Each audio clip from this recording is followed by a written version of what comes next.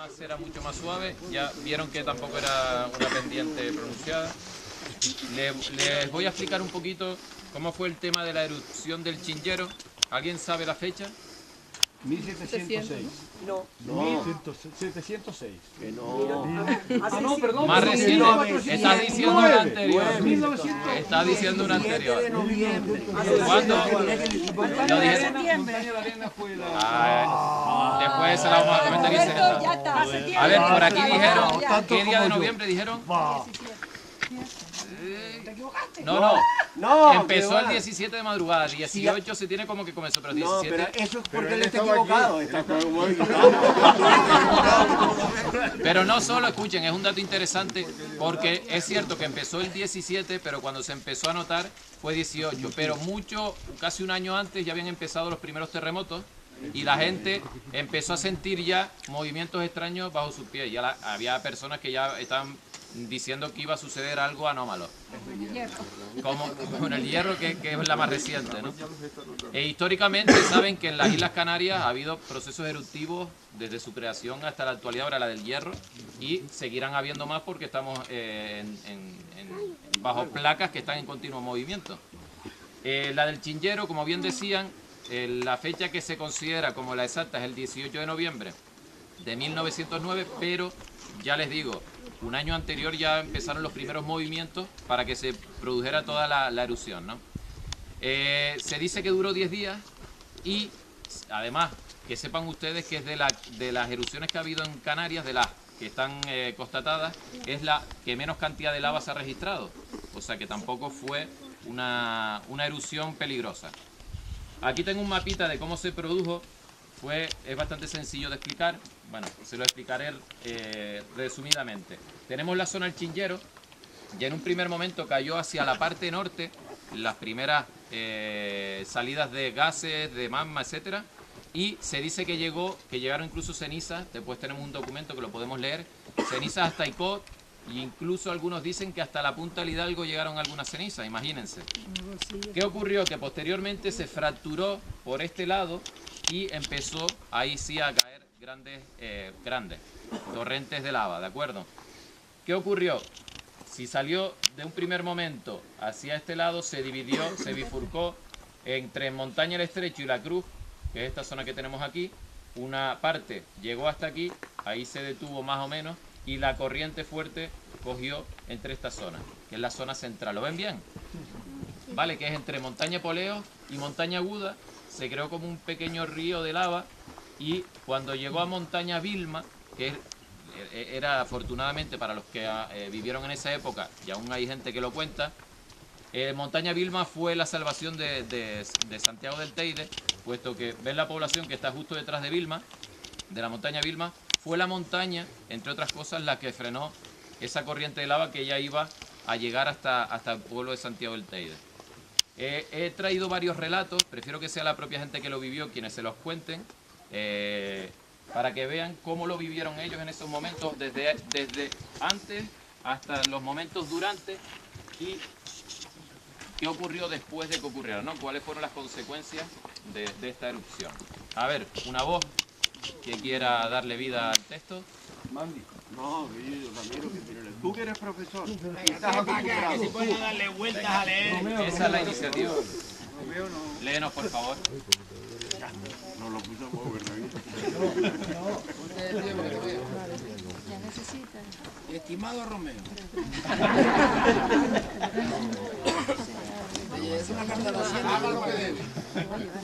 Eran las 2:30 de la tarde y yo me hallaba labrando unos trillos y sentí temblar la tierra bajo mis pies. De una vez un hurrido que yo miré al cielo creyendo que pasaba algún bando de palomas. Algún gran bando de palomas, perdón. Entonces vinieron unos pastores de las Manchas y todos dijeron: vamos a marcharnos, que de esto tiene que dimanar algo malo. En ese momento, don José Hernández López. Un aplauso al lector, por favor. Y la completa con 50 frases. La tiene. Tengo yo varias partes, pero me gustaría tenerla, si me la puedes. Si te portas bien, Mire que el volcán ahora que se ha descubierto, mírenlo ahora que se está descubriendo. Bueno, como vemos en este primer relato, como les decía al principio, ya la gente, sobre todo la gente con más sabiduría, la gente que tenía más edad, empezó a notar algo extraño y sabía que eso que estaba sucediendo no era normal.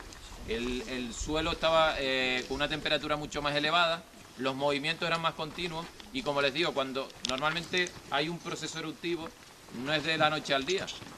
Hay un proceso anterior de movimientos de tierra, de escapada de gases, etcétera, etcétera, según sea el tipo de erupción. Y en este caso ya, como se ve en el relato, ya empezaban a darse cuenta de que algo no sucedía de forma correcta. Y la gente, los más mayores, empezaron a avisar de que algo iba a ocurrir. ¿Qué sucede? Como sucede en muchas ocasiones, que algunos le dieron veracidad a sus palabras y otros no. Con lo que el dispositivo que había en esos momentos, si los comparamos con los que hay ahora, son más o menos los mismos. Es una broma. En ese momento no se disponían de los medios que podemos tener ahora. Por ejemplo, los medios de comunicación en la época no son los que tenemos ahora. Y entonces la dificultad para comunicarse de una zona a otra, ya veremos en algún texto cómo sucedió, eran de una dificultad increíble. Entonces, pues la información va mucho más lenta y cuando ocurría algo, la catástrofe normalmente era mayor de lo que podría ser hoy en día, en la que en zonas como Hawái ya van los visitantes y ven el proceso eruptivo. También después explicaremos por qué es una erupción de tipo más suave, ya veremos las que hay. Pero sí es cierto que hoy en día ya se sabe que las erupciones, las más pacíficas, por así decirlo, incluso se pueden disfrutar casi al pie de los volcanes. Entonces es interesante que lo vayamos viendo a través de cómo lo vivieron ellos y es interesante saber las consecuencias y cómo se vivió en el resto de la isla también. ¿De acuerdo? Y afortunadamente ya podemos ver el chinchero. Bueno, llegué aquí con pena porque estaba tapado, pero ya podemos tener la primera visión del chinchero. Una vista muy bonita. Durante todo el camino iremos viendo diferentes... Bueno, chicos, chicas, continuamos. Sí.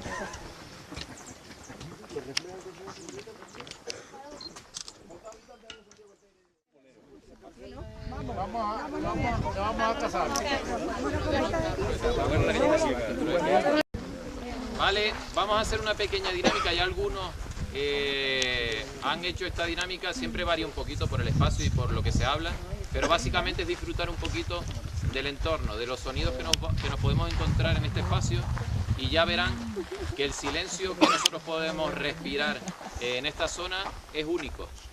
¿De acuerdo? Es una zona volcánica en el que el silencio se acentúa aún más porque la vida que se ha ido desarrollando va poco a poco otra vez cogiendo fuerza. Por eso, entre otras cosas, está catalogado como espacio natural, reserva natural especial, por ese proceso que va creciendo y que es muy interesante para todos los que se dedican a estudiar y a investigar sobre el tema. Entonces vamos a disfrutar un poquito de ese silencio que es un poco especial en esta zona, pero a su vez yo les voy a ir hablando un poquito de algunas cosas, ¿de acuerdo? Nos ponemos el pañuelo. Ya les he explicado en otras ocasiones que el pañuelo es para que se queden ciegos, porque, ustedes lo sabrán también, el sentido de la vista hoy en día nos tapa los otros sentidos y la verdad es que estamos acostumbrados a ir a caminar, en la vida diaria ya no voy a decirlo, pero incluso cuando nos vamos a caminar y todo lo que nos llena son los paisajes, pero cada lugar tiene su propio sonido y tiene su propia vida. Y es interesante que en cada uno de los lugares a los que ustedes vayan, se detengan, se sienten, busquen un espacio como este, que la verdad está increíble este llano, y disfruten un poquito del silencio y de la vida que hay en el entorno a través de otros sentidos. Lo del pañuelo es un poquito obligarlos, entre comillas, obligarlos voluntariamente a que ustedes cierren los ojos y se permitan disfrutar de este silencio sin estar mirando a los demás, que algunos se sienten un poquito cohibidos. Así que nos facilita, como nadie nos estamos mirando ahora, ya sabemos que todos tenemos los ojos tapados. Eso sí, carteras déjenmelas a mano, que estoy un poquito escaso de perra. Y bueno, vamos a hacer una cosa, vamos a sentarnos, que el suelo está hoy, vamos a aprovechar que está seco. Se sientan cómodamente. Pañuelo. Yo no me asiento. ¿Tienes? Yo no me levanto. Siéntese tranquilamente. Omar, yo no me levanto. Yo no me siento. Tranquila, Candelaria, como tú quieras. A lo que salga. ¿Quieres el pañuelito? No, pues yo no voy.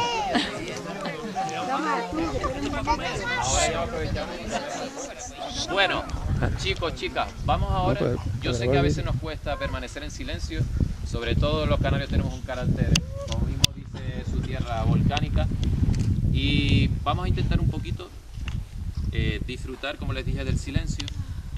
Vamos a intentar respirar más despacio, a tranquilizarnos. Hoy no tenemos nada que hacer, bueno, por lo menos en este momento. Después cuando llegue la batalla en casa o en el trabajo, si alguno tiene que trabajar. Pero vamos a intentar disfrutar este momentito y a olvidarnos de problemas, frustraciones, cositas que tenemos que hacer. Simplemente vamos a disfrutar del momento.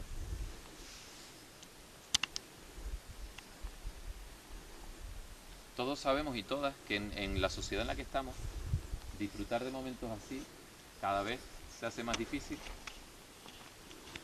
Y la verdad que desafortunadamente incluso a los niños más pequeños, que hoy tenemos unos cuantos, que me encanta que vengan, les estamos enseñando un ritmo de vida que no nos hace ser más felices, que es lo que se intenta buscar cuando aceleramos nuestras vidas, ¿no? Para tener más trabajo, para que el tiempo nos salga más rentable.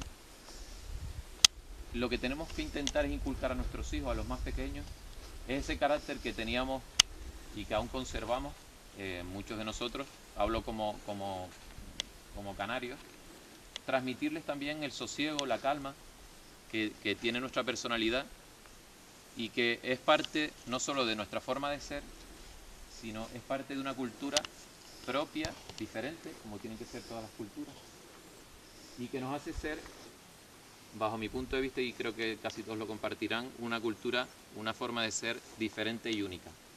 De ahí lo de aplatanado. De ahí lo de aplatanado. Ya les he contado en otras ocasiones que nuestra personalidad viene dada no solo por las influencias actuales, sino por las influencias de hace muchísimos años, desde época preconquista, incluso épocas más remotas. ¿Qué ocurre? Que como no se va transmitiendo este conocimiento a todo el mundo, cada vez menos son los canales de comunicación en este sentido, nos vamos privando, sobre todo las generaciones que vienen, de esta información, de cómo ha sido nuestra cultura, cómo hemos vivido, lo trabajadores que hemos sido los canarios, al margen de que ahora se puede vender otra cosa. Y hablo de canarios porque estamos aquí, igual se puede hablar desde otras zonas del mundo, de otras culturas, y por eso yo soy de los que es un firme convencido de que las culturas deben ser diferentes y cada una debe aprender y compartir con las demás. Eso es lo que enriquece para mí el mundo. Que sepan que debajo de ustedes la lava se está moviendo, que hay vida debajo de ustedes ahora mismo. Por poco que nos relajemos podemos percibir esos movimientos que hay debajo de nuestros pies y que pocas veces nos paramos a percibir. Y lo interesante además de nuestro archipiélago es que no solo tenemos un bosque de laurisilva, que es una reliquia, sino que también tenemos un suelo volcánico del que y en el que suceden cosas extraordinarias. Una, por ejemplo, es el agua. Aquí hay varios maestros, no solo de profesión, sino de vida, y ustedes sabrán que el agua en Canarias es un elemento mágico, no solo por cómo la conseguimos, sino de dónde viene ese agua. Y desde hace muchísimas épocas atrás, el agua en Canarias ha sido todo un misterio, por uno u otro motivo. Desde teorías como que el agua en un principio subía evaporada por lo caliente que se encuentra en el interior de la Tierra, hasta luego teorías más sencillas como que el agua de la lluvia queda permeabilizada por los diques, por esas paredes de lava que se forman y esas balsas que se han creado debajo de nuestras islas, ¿no? De cualquier forma, todos y todas estaremos de acuerdo en que es un misterio cómo unas islitas tan pequeñas pueden generar tanta agua. y que el agua que se genera además en estado natural es una de las aguas con mejores propiedades en el mundo. Y es algo que tampoco nos dicen. Si ustedes hablan con cualquier experto en el tema, les dirán que en determinadas zonas de las islas el agua tiene una calidad de dimensiones incalculables. Hay otras zonas que no, por motivos de temperatura, pero en otras zonas de la isla sí que podríamos hablar de un agua mágica, por así decirlo. Por eso nos encontramos en un entorno en el que la vida parece que comenzará de nuevo. Estamos en una zona en la que tiene 100 años de vida, podríamos decirlo así, desde que se creó este nuevo espacio y cómo ha ido evolucionando. Y es un poco también reflejo de la evolución que hemos tenido nosotros como sociedad, ¿no? Cómo nacemos, los conocimientos que tenemos cuando venimos al mundo y cómo nos vamos influenciando por todo lo que nos va llegando, ¿no? Y es interesante, y digo esto, porque es nuestra responsabilidad como adultos y a estos niños que tenemos hoy también aquí, que lo puedan escuchar, es un privilegio que nosotros sigamos transmitiendo esos conocimientos, esos valores desde nuestra propia vida. Los que han ejercido como maestros saben lo enriquecedor que es ver cómo esos niños o esas personas a las que se les dan los conocimientos, en un futuro cuando los vuelves a ver, la visión que tienen del mundo, ¿no? Y de su propia cultura. Cómo varía en función de otras personas, de otros niños a los que no les ha llegado esa información. Y creo que es una reflexión que debemos hacernos todos, aquí en Canarias, y cada uno en su cultura, de su zona, ¿no? De su país, de su pueblo. Y creo que es interesante que mantengamos entre todos, ya lo he dicho en otras rutas, el conocimiento vivo, ¿no? Que se transmita, que no se pierda esa información con las generaciones que van pasando. Y ahora sí que vamos a aprovechar, vamos a estar unos segunditos en silencio, no me van a soportar más, y los dejo con la naturaleza.